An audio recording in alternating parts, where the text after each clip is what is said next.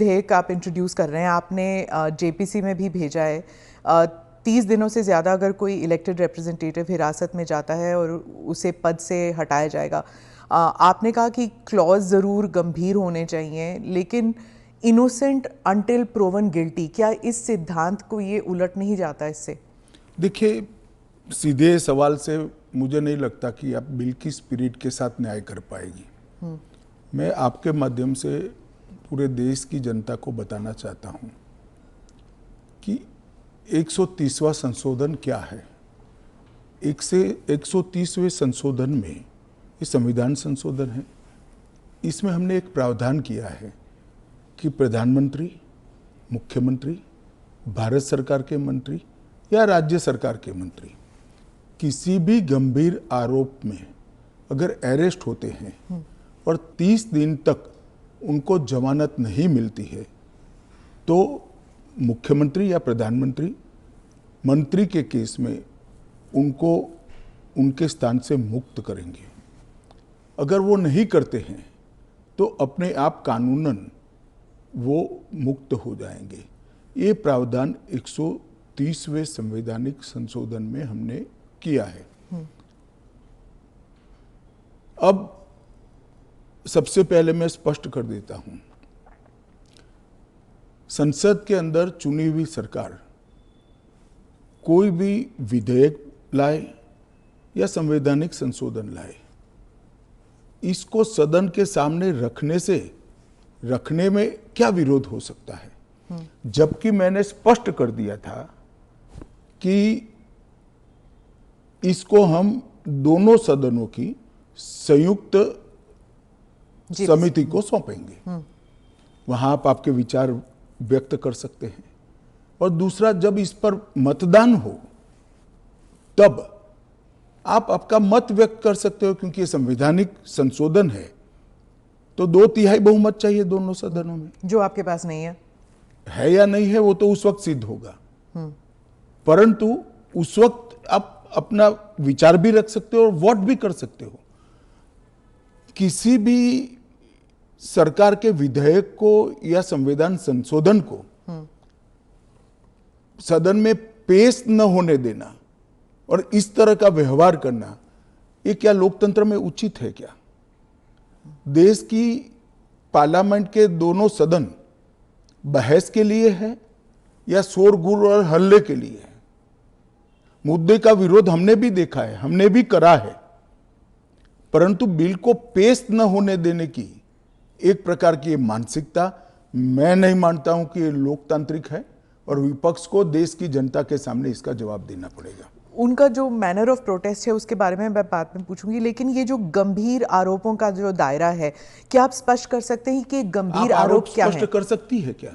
हाँ, तो वही मैं आपसे तो जरा पूछिए आरोप। तो क्या आरोप हो सकते हैं? कैपिटल मतलब मर्डर, रेप, ऐसे वाले जो नहीं, पहले विपक्ष का इस बिल में विरोध क्या है वो तत्वतः आप बता सकती है क्या? इसका मूल विरोध का कारण जो विपक्ष ने मीडिया को समझाया होगा, हाँ, वो आप हमें बताइए। तो वो तो कह रहे हैं कि आप इस बिल के जरिए आप जो इलेक्टेड रिप्रेजेंटेटिव है, जिनके पास मैंडेट है और जिनका जनाधार से कनेक्शन है, आप उसको उलट रहे हैं और आप 30 डेज में आप बेल नहीं मिलेगा तो वो हट जाएंगे। और ये तो it is like political suicide या पॉलिटिकल मर्डर। देखिए, इस देश में आज एनडीए के मुख्यमंत्रियों की संख्या ज्यादा है। प्रधानमंत्री भी एनडीए के हैं, श्री नरेंद्र मोदी प्रधानमंत्री। तो ये बिल सिर्फ विपक्ष के लिए क्वेश्चन खड़ा नहीं करता, हमारे मुख्यमंत्रियों के लिए भी क्वेश्चन खड़ा करता है। मैंने जो सुना वो कह रहे कि आपके लोगों के सामने एफआईआर नहीं होती है। ये जनता को गुमराह करे। उनको मालूम है कि किसी भी व्यक्ति के खिलाफ आरोप है तो आप पब्लिक इंटरेस्ट लिटिगेशन के माध्यम से कोर्ट के सामने जा सकते हैं। कोर्ट ऑर्डर करेगी कि इनके खिलाफ एफआईआर करो। अगर ज्यादा ही गंभीर मामले हैं तो कोर्ट मॉनिटर भी करती है।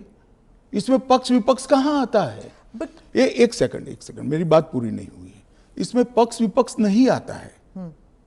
और दूसरी बात, इसमें 30 दिन तक जमानत का प्रावधान किया गया है। अगर फर्जी टाइप का केस है तो देश की हाई कोर्ट और सुप्रीम कोर्ट आंख मूंद कर नहीं बैठे हैं। किसी भी केस में हाई कोर्ट और सुप्रीम कोर्ट को जमानत देने का अधिकार है।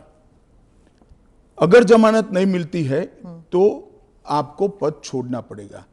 मैं एएनआई के माध्यम से देश की जनता को और पूरे विपक्ष को भी पूछना चाहता हूं, क्या कोई मुख्यमंत्री, कोई प्रधानमंत्री या कोई मंत्री जेल में रहकर सरकार चला सकता है क्या? इस देश के लोकतंत्र के लिए शोभा रूप है क्या? और अगर 30 दिन के बाद जमानत मिल जाती है तो वो फिर से शपथ ले सकते हैं। हम multi party parliamentary democratic system में है। जब आपके पास सदन में बहुमत होता है, एक मुख्यमंत्री को किसी भी कारणसर जेल में जाना पड़ा, 30 दिन तक जमानत नहीं हुई, तो अब वो पदमुक्त हो जाएंगे, परंतु उनका बहुमत तो बना रहेगा। जैसे ही मुक्त होंगे वो फिर से मुख्यमंत्री बन सकते हैं। ये जो गंभीर आरोप होते हैं इन लोगों के खिलाफ, वो उनको साबित करने के लिए या उनसे छुटकारा पाने के लिए इतना वक्त लग जाता है। आप जैसे जो डेमोक्रेसीज हैं, बाकी डेमोक्रेसीज हैं, वहाँ पे क्या होता है कि वो हट जाते हैं और फिर वापस आते हैं। यहाँ पे तो जेल में डाल देते हैं। देखिए, जेल में डालने का जो प्रावधान है वो एनडीए सरकार ने नहीं बनाया है, वो सालों से यहाँ चल रहा है। दूसरी बात कि ये जो आपने कहा कि गंभीर आरोप की व्याख्या क्या होगी, तो उसमें हमने व्याख्या कर दी है कि 5 साल से ज्यादा सजा का जहां प्रावधान है वहां पर उनको पद छोड़ना पड़ेगा। कोई छुटपुट आरोप के लिए पद नहीं छोड़ना है, मगर जिन पर करप्शन के आरोप है या 5 साल से ज्यादा सजा के आरोप है, ऐसे मंत्री, मुख्यमंत्री या प्रधानमंत्री जेल में बैठकर सरकार चलाए, ये कितना उचित है? पर दोष के ऊपर कैसे कर सकते हैं? पहले मैं आपको सिद्धि तो हो जाए ना। मैं आपको बताना चाहता हूं, आज भी भारत के जन प्रतिनिधित्व कानून जो है उसके अंदर प्रावधान है कि किसी भी चुने हुए प्रतिनिधि को 2 साल या इससे अधिक समय के लिए सजा होता है तो वो अपने स्थान से मुक्त हो जाएंगे सांसद के रूप में। अब उस पर हाई कोर्ट की अपील बाकी है, इस पर सुप्रीम कोर्ट की अपील बाकी है, मगर एक मॉरल ग्राउंड तय करने के लिए कानून आजादी मिली तब से बना है। इस पर भी आर्गुमेंट होता है कि भाई वो हाई कोर्ट से छूट जाएंगे, वो सुप्रीम कोर्ट से छूट जाएंगे, क्योंकि अपील फाइनल नहीं हुई है। तो जैसे ही छूटते हैं उनकी सदस्यता रिवाइव हो जाती है। कई सारे लोगों की सदस्यता समाप्त हो गई और तुरंत रिवाइव भी हुई, ऊपर से सजा का स्टे मिलने के बाद। पर इस दौरान उनका राजनीतिक कुछ नहीं होता है ना सर। सत्येंद्र जैन का देख लीजिए, उनके 4 साल कौन लौटाएगा? उनकी जो पॉलिटिकल लाइफ है वो तो खत्म हो गई ना। नहीं, मगर 4 साल तक उनको जमानत नहीं मिला, केस अभी चालू है। हाँ, तो पर उसके बाद सीबीआई का जो रिपोर्ट है वो कोर्ट ने एक्सेप्ट कर लिया ना। आप भयंकर भ्रांति में हो। जिस एफआईआर में वो 4 साल जेल में रहे, वो एफआईआर में क्लोजर रिपोर्ट नहीं भरी गई है। क्लोजर रिपोर्ट 2022 के केस में भरी गई। जिन 4 केसों में वो जेल में गए थे और लंबे समय तक रहे, वो 4 केसों में सीबीआई ने चार्जशीट किया है और वो ट्रायल फेस कर रहे हैं। मगर आप पार्टी के प्रोपेगेंडा का आप शिकार हो।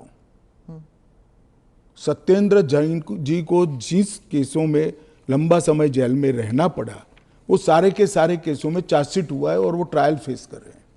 और अरविंद केजरीवाल जो थे, उनका भी ऐसे ही हुआ था, बेल मिला और फिर उसके बाद वो वापस आ गए। क्या यही होने वाला है हर नॉन बीजेपी चीफ मिनिस्टर के साथ? तो आप मुझे एक बात का सवाल जवाब दीजिए। नॉन बीजेपी बीजेपी छोड़ दीजिए, दोनों के लिए समान कानून है, परंतु किसी ने भी जेल से सरकार चलानी चाहिए क्या? आजादी से अब तक कई सारे नेता जेल में गए, कई सारे मुख्यमंत्री भी गए, मंत्री भी गए, और सबने इस्तीफा देकर जेल में गए। अभी अभी एक ट्रेंड शुरू हुआ कि जेल में जाने के बाद भी इस्तीफा नहीं देना। ढेर सारे ऐसे लोग हैं जिन्होंने इस्तीफा दिया। तमिलनाडु के कुछ मंत्रियों ने नहीं दिया, दिल्ली के मंत्री और मुख्यमंत्री ने नहीं दिया, और सरकार के सचिव डीजीपी, मुख्य सचिव इनके पास आदेश लेने के लिए जेल में जाएंगे, ये क्या हमारे लोकतंत्र को दुनिया में सम्मान दिलाएगा क्या?